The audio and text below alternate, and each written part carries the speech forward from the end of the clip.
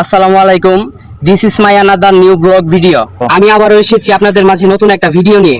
আর এই ভিডিওতে আপনাদের দেখাবো জামালপুর জেলার দেয়ানগঞ্জ থানার ঐতিহ্যবাহী বাহাদুরাবাদের ফেরিঘাটের কিছু কথা।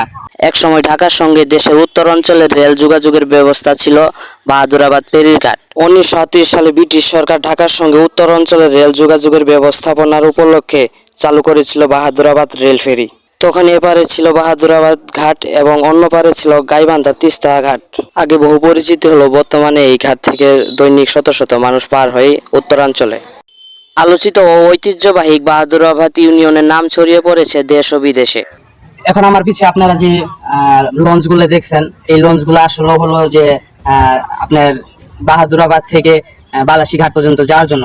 আর আগে কিন্তু এইসব লঞ্চগুলা ছিল না। আগে ছিল বড় বড় লঞ্চ এবং বড় বড় ফেরি ছিল।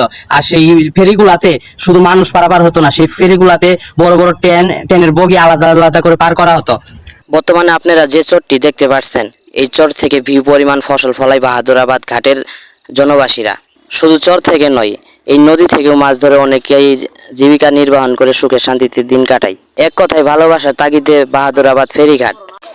রোজার দিন সারাদিন অনেক ঘোরাঘুরির পরে ক্লান্ত হয়ে চলে যাচ্ছি বাড়িতে, কারণ ইফতারের সময় হয়ে গেছে। সময় তাগিদে আজকে বেশি কিছু দেখাতে পারলাম না আপনাদের। আবারও দেখা হবে নতুন ব্লগে।